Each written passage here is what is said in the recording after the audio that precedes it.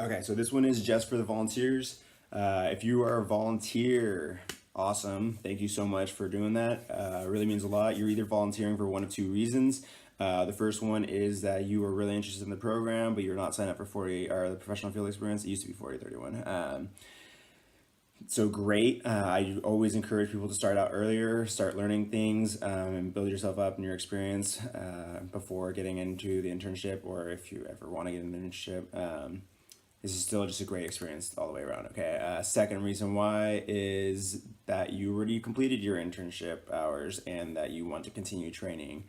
Reason why people generally do this is because experience is experience. All right. So once again, I'm gonna remind you that once you start Get Fit, Stay Fit, you can add that to your resume as like professional experience working as a personal trainer or training.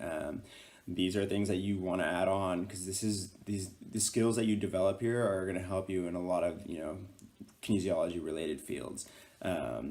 So if you are continuing on, then this video is pretty much not for you. So awesome. Thank you though for continuing on. But if you are new to the program as a volunteer, then this is more tailored to like what you should be working on, what you should be focusing on, and how to get yourself up to personal training. All right. So for the newcomers, basically your job is to try to get as much information and knowledge as you can from these lessons, from shadowing, and just observation. Okay.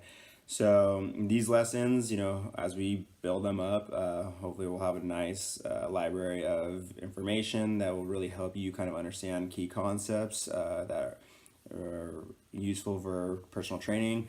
A lot of these concepts are going to be very similar to things that you will learn in your core curriculum as a kinesiology major.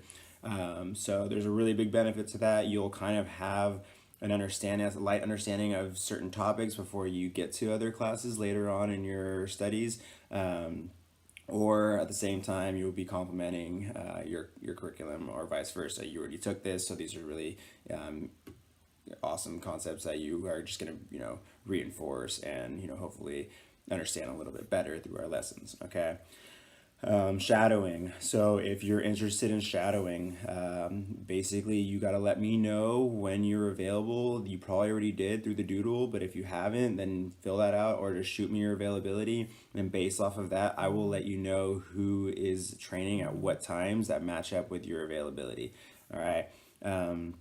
As a shadow, you reach out to that personal trainer and be like, hey, can I come and observe your sessions? You want to do that so that that personal trainer can ask that client if it's okay for you to shadow. We don't really have problems with clients, saying no to that. Most of them are really open to it, but and out of respect, we want to make sure that we don't just, hey, all of a sudden shadows are showing up to a session and then the client's like, what the hell's going on? Okay.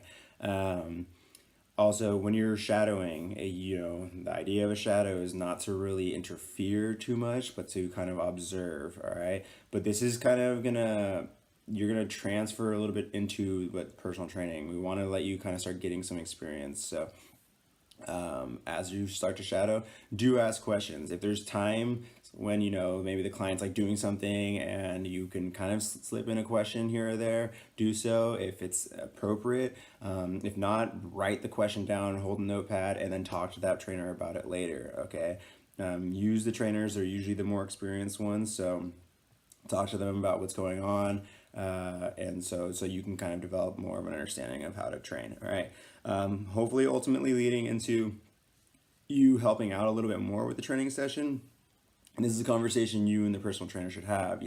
Maybe you find that like, hey, maybe I can lead one of the exercises in the program, so that you can kind of get a feel of what it's like to cue up, to demonstrate, and to observe a client when they're doing their exercise. That'll help you really work on these skills of communication, which is really important for personal training. You also have the personal trainer there with you who should provide you with some feedback, right?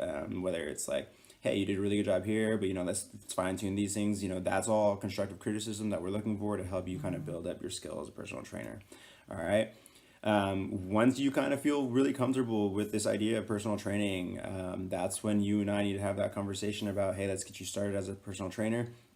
I have plenty of clients available to get you started. So, I highly encourage you to kind of push for it, Obviously, we're going to kind of try to check down to make sure that you're ready for this. But if you feel confident and ready to do so, let's have that conversation. And I want to assign you a client as soon as possible. I know there's a lot of employees on campus that are really interested in this program that have been waiting for a really long time. So if we can get them a personal trainer, I know they're going to be really excited about that. All right. So once again, thanks for volunteering. I really appreciate it. I think that it's a really big deal.